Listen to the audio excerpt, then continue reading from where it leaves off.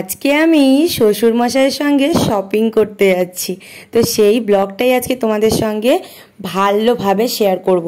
তো একদম পুরো ভিডিওটা দেখতে থাকো, অনেক হাসি মজা মানে সব কিছু মিলিয়ে আজকের ব্লগটা রয়েছে। তো দেখো সকাল সকাল আমি তাড়াতাড়ি করে রেডি হয়ে গেছি, কারণ সকাল থেকে একটু এক্সাইটেড ছিলাম যে যাবো বলে। তাড়াতাড়ি করে সব কাজবাজ করে নিয়েছিলাম, রান্নাবান্নাও করে নিচ্ছিলাম। তো দুপুরবেলাতে তেমন কিছু করব না। এখানে দেখো 2 পিস কাতলা মাছের পেটির আর কি মাছের ঝোল করব। আর এখানে হচ্ছে গিয়ে পটল বাটা করব। মানে পটলটাকে না আমি ওই মিক্সির মধ্যে দিয়ে তার মধ্যে একটুখানি রসুন, কাঁচা লঙ্কা এই সমস্ত কিছু দিয়ে ভালো করে পেস্ট করে নিয়েছিলাম। তারপরে ওই সর্ষের তেলের মধ্যে কালো জিরে আর একটু শুকনো লঙ্কা ফোড়ন দিয়ে তারপর ওটাকে শুকিয়ে নিয়েছিলাম, নুন হলুদ যা যা লাগে আর কি। আর এখানে মাছের ঝোলটা করেছিলাম কচুরগাঠি আর আলু দিয়ে, একদম প্লেন মাছের ঝোল করেছিলাম। আর এদিকে ভাতের সঙ্গে সেদ্ধ দিয়েছিলাম হচ্ছে উচ্ছে। তো এই আর কি দুপুরবেলার আয়োজন। তো মোটামুটি আমার রান্না তো কমপ্লিট হয়ে গেছে। আর আমাদের যাওয়ার কথা রয়েছে হচ্ছে ওই সন্ধ্যাবেলা ঠিক না, ওই 4টে নাগাদ আর কি, বিকেল বিকেল যাবো। তো সেই জন্য আর কি তাড়াতাড়ি করে সব করে নেওয়া। তো আর রান্নার পরে সে যে রান্নাই করি না কেন, এই যে বেসিনটা বলো বা এই গ্যাস সিলিন্ডার বলছি, গ্যাসের যে ওভেনটা রয়েছে, এগুলো যদি পরিষ্কার না করি না, দেখতে না এত বিচ্ছিরি লাগে। এই জন্য প্রতিদিন পরিষ্কার না করলে খুব মানে বিরক্ত লাগে আমার। তো সেই জন্য দেখো পরিষ্কার করে নিয়েছে। যে সমস্ত কাপড়গুলো ব্যবহার হয় ওটাকেও প্রতিদিন আর কি সার্ফ দিয়ে ভালো করে পরিষ্কার করে মেলে দিই। এটা মার থেকেই শেখা আর কি। তো তারপরে দেখো এখানে আমি তাড়াতাড়ি করে পুজোটা দিয়ে নিয়েছি স্নান করে। আর তারপরে দুপুরবেলা খেতে বসে পড়লাম। আর দুপুরের রেসিপি তো তোমরা দেখলেই, পটল বাটা, এখানে উচ্ছে সিদ্ধ মেখে নিয়েছি। আর এখানে রয়েছে মাছের ঝোল। এটা যদি ওর প্লেট, আমার প্লেট না, আমি এত খেতে পারিনি, আমি তুলে রেখেছিলাম, অল্প কয়েকটা খেয়েছিলাম, কারণ অনেকটা দেরি হয়ে গেছিলো সব কাজবাজ সেরে। তারপরে দেখো তাড়াতাড়ি করে রেডি হয়ে গেছি। একটু ছাদে বেশ হাওয়া দিচ্ছিল, তাড়াতাড়ি করে এলাম, একটু দাঁড়িয়ে বেশ হাওয়া টাওয়া, মানে এত ভালো লাগছিল ওয়েদারটা। ও বাবা, সেই ফিল তো নিতে গিয়ে তো হয়ে গেল, এত জোরে বৃষ্টি নেমেছে। মানে এতটা রাগ হচ্ছে না আমার, কি বলবো, যে মানে যাব বলে পুরোপুরি রেডি হয়ে রয়েছি, সেখানে যদি এরকম বৃষ্টি পড়ে, মানে যাওয়াটা পুরো একদম বানচাল হয়ে গেছে। এটা শুনে না মানে বাবা বললো যে থাক পরে যাব, যদি বৃষ্টি কমে তাহলে যাব, না হলে যাব না।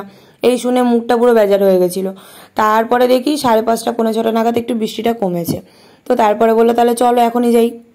তারপরে তো আমার বন্ধুর সাথে একটু দেখা হলো দোকানে, ওর সাথে একটু কথা বলছিলাম, ততক্ষণে বাবা চলে এসেছে অটো স্ট্যান্ডে আসার কথা ছিল। তো এবারে অটো করে আমরা যাব হচ্ছে গড়িয়া, তারপরে গড়িয়ার থেকে আবার অটো করে যাব হচ্ছে বাঘাযতীন। তো বাঘাযতীন মার্কেটটা আমার এখনো পর্যন্ত পার্সোনালি দেখা হয়নি। আর কেমন মার্কেট, কেমন কি দাম, কেমন দোকান, কিছুই আমি জানি না মোটামুটি, কারণ আমি ওদিকটা আমি অতটা যাই না বা চিনিও না। তো বাবা বললো যে তাহলে বাঘাযতীনের দিকে চলো। তো সেই জন্য আর কি গেলাম। তো বেশ মানে মানে কটা দোকান তোমাদেরকে বলবো, প্রায় 12-14টা দোকান ঘুরেছে। আর এত এত হাসির মোমেন্ট হয়েছে না। ধরো এই যে দোকানটা দেখছো, এই দোকানটা আমরা দেখলাম, দেখে টেকে এবার বাবার মানে দাম নিয়ে আর কি একটু কি বলবো, ওটাকে একটু বার্গেনিং করেছে। তো এবার সেইটা না বাবা পট করে বেরিয়ে চলে এসেছে দোকান থেকে, আর আমি পড়ে গেছি মধ্যিখানে। আমি কি করব বুঝতে পারছি না। দোকানদার আমাকে বলছে দিদি শাড়িটা নেবেন না? আমি বলছি না না, বাবা তো চলে গেছে, যাই আমিও যাই, এই বলে আর কি বেরিয়ে পড়েছি। কি যে হাসি পাচ্ছে, আর আমি বারবার প্রতিটা দোকানে মধ্যিখানে পড়ে যাচ্ছি। বাবা মানে হুটহাট করে বেরিয়ে যাচ্ছে আর আমি পড়ে যাচ্ছি মধ্যিখানে। আর আমি তো অত বার্গেনিং করতে পারি না, সত্যিই পারি না, যেটা বলে লাভ নেই। তো তারপরে এরকম অনেকগুলো দোকান ঘোরা হয়েছে। তো দেখলে তো প্রথম দোকানটা, ওখানে বেশ ভালো কালেকশন ছিল, কিন্তু দাম এতটাই হাই। মানে আজকে আমরা এই জিনিসগুলো যদি আরো মানে তোমরা বড় বাজারের দিকে যাও কিংবা যদি এসপ্ল্যানেডের এদিকে কিনতে যাও, অনেকটা কমে হবে, অনেকটা। মানে কম করে এক একটা শাড়িতে তো 300 টাকা করে ওরা লাভ রাখছেই, মানে 300 টাকা করে বাড়িয়ে বলছে, তারপরে তো ওদের লাভ থাকলোই। তো এতটা পরিমাণে দাম বলছে, যেগুলোর দাম কিন্তু আমরা নর্মালি জানি যে এটা এই দাম হতে পারে। তো সেই জন্য বাঘাযতীন বাজার থেকে তেমন কিছু কেনাই একদম হয়নি। দোকান ঘুরেছি অনেকগুলোই, তোমাদেরকে তো দেখাচ্ছি, দেখো এক একটা করে। শার্টের দোকানেও গেছিলাম, কিন্তু শার্টের দোকানে গিয়েও অতটা পছন্দ হয়নি, আর কালেকশানও অতটাও পছন্দ হয়নি। মানে আমরা যেরকম চাইছিলাম ঠিক সেরকম মনের মতো হচ্ছিল না আর কি। তো তারপরে এখানে আরও একটা বেশ ভালো বড় সড়ো দোকান ছিল। তো এই দেখো এখানে যে তাঁতের শাড়িটা দেখাচ্ছে, এই রকম তাঁতের শাড়ি ওরা মানে আমরা যেটা গড়িয়াহাটে এইগুলো কম করে ধরো কত 550 600 এরকম করে নিয়ে থাকে, ওরা ওখানে দাম চাইছে 1100, কোনোটা 1250 এইরকম। তো এতটা বাড়িয়ে বললে কে নেবে ভাই? তো আমরাও দেখো দেখে টেকে বেরিয়ে এসেছিলাম। আর এই দোকানদারের রগরটা শোনো তোমরা, এই দোকানদার তো দোকানের মানে দামই জানে না, মানে জিনিসপত্রের দামই জানে না। উনি মানে যে নেম প্লেটগুলো থাকে না, সেখানে যে নাম্বারিং করা থাকে বা প্রাইসগুলো লেখা থাকে, সেটা খুঁজছে উনি কোথায় কত দাম লেখা আছে, তারপরেও বুঝতে পারছে না যেটার কি দাম। তো ওখানের থেকে জিনিস নেওয়া মানে নিজেদের ঠকানো মানে আর কিছুই না। তো বেরিয়ে চলে এলাম। তো তারপরে দেখো এখানে আরও বেশ কয়েকটা দোকানে ঢুকেছিলাম, কয়েকটা পছন্দ হচ্ছিল, কোনোটা পছন্দ হচ্ছে, কোনোটা কালারে আসছে না, আবার কোনোটা দামে আসছে না, এই তো হচ্ছে। তো বেশ এরকমভাবে প্রায় 14-15টা দোকান ঘুরেছি আর কি। তো এখানে সবার জন্যই আর কি জামা কাপড় নেওয়া ছিল, মানে আমার শ্বশুরবাড়ি থেকে আমাদের বাড়িতে সবার জন্য দেবে সেই রকমই আর কি। তো আর এদিকে দিদার জন্যও নেবে, তো সেই রকম কয়েকটা শাড়ি আর কি কেনার জন্য গিয়েছিল। আর এদিকে দেখো সোনার দোকানে ঢুকেছিল। সোনার দোকানে ঢোকার একটা কারণ আছে, একটা গিফট আর কি কিনতে হবে, তো সেই কারণে একটু দেখতে গিয়েছিলাম। তো ওখান থেকে যদিও নেওয়া হয়নি, সেটা পরবর্তীতে পরে নেওয়া হয়েছে। যাই হোক, তো তারপর সোনার দোকান থেকে বেরিয়ে এলাম।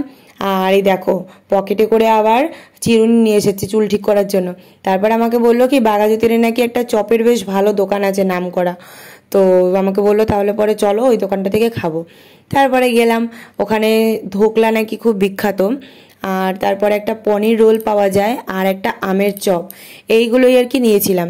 পনির রোল আর ধোকলাটা দুটো করেই নিয়েছিলাম, তবে আমের চপ একটা নিয়েছিলাম অর্ধেক করে খাওয়ার জন্য। তো কত দাম নিয়েছে আমি বুঝতে পারিনি, 100 টাকা নোট দেওয়ার পরে তো বোধহয় 30 না 32 টাকা ফেরত দিয়েছিল। কোনটার কি দাম ধরেছে সেটা আমি জানি না, তবে ধোকলার দাম বোধহয় একটা 10 টাকা করে ছিল। তো খেতে সবকটা খুবই ভালো ছিল, মানে খেতে খুব ভালো লাগছিল। তো আমরা দাঁড়িয়ে তাড়াতাড়ি করে খেয়ে নিলাম, আর তারপর আবার অটো করে চলে এলাম হচ্ছে গড়িয়া। তো গড়িয়ায় এসে আবার গড়িয়া হাটের মধ্যে একটু ঢুকেছিলাম, রঘুনাথ মার্কেটের মধ্যে ঢুকেছিলাম, যে জিনিস কিছুই নিলাম না, বেকার ঘুরে চলে এলাম। এই করে তারপরে মেট্রোর কাছে আরেকটা দোকান আছে, যে দোকানটা থেকে আমাদের বেশ কয়েকটা শাড়ি বেশ পছন্দ হয়েছে, তো সেখান থেকেই কেনাকাটা করেছি। তোমাদের অন্য একটা ব্লগে আমি দেখাবো আর কি কি কার জন্য কোন জিনিস কেনাকাটা হয়েছে, সেটা অবশ্যই দেখাবো। তবে এই ব্লগে আর দেখাতে পারছি না, নাহলে অনেকটা বড় হয়ে যাবে। তো দেখো প্যাকিং করা হয়ে গেছে। আর এবার হচ্ছে কি আর একটা সোনার দোকানে গিয়েছিলাম, তো ওখান থেকেও নেওয়া হয়নি মোটামুটি। তো বাড়িতে চলে এলাম। আর তারপরে এসে শুনছি যে মাকে নাকি ও এসে বলেছে যে মা ঘুগনি আর লুচি করতে, তো সেই জন্য মা আর কি জামাই বলেছে বলে কথা, সে আবার লুচি ঘুগনি করছে। তো সেই জন্য আর কি দেখো লুচি ভাজার পর্ব চলছে, আর ওদিকে ঘুগনিও হয়ে গেছে। আমি আস্তে আস্তে অনেকটাই মানে লেট হয়ে গেছিলো আর কি, রাত তখন বেজে গিয়েছিলো 10টা 10:30 মতো। তো আমি তো আর সেই রকম রান্নাবান্না কিছু হেল্প করতে পারিনি, এসে আর কি তোমাদের ব্লগটা আর কি দেখিয়ে দিলাম। আর কি কেনাকাটা হলো সেটা অবশ্যই তোমাদেরকে পরের ব্লগে কি নেক্সট ব্লগে তোমাদেরকে শেয়ার করে দেবো, ঠিক আছে? তো কেমন লাগলো এই ব্লগটা অবশ্যই কিন্তু কমেন্ট করে জানাতে একদমই ভুলো না। আর ভালো লেগে থাকলে প্লিজ আমার পেজটিকে ফলো করে রেখো, আমার পাশে দেখো। আর দেখো তোমাদের জন্যই কিন্তু সমস্ত কিছু আমি ক্লিপসগুলো তুলে আনি, আর তোমরা এত ভালোবাসা দাও, এত কমেন্ট করো, আমার ভীষণ ভালো লাগে। তো সেই জন্যই আর কি তোমাদের সঙ্গে সব কিছুই শেয়ার করি, হাসি কান্না দুঃখ মজা আনন্দ সব কিছুই। তো তোমরা পাশে না থাকলে কিছুই হবে না।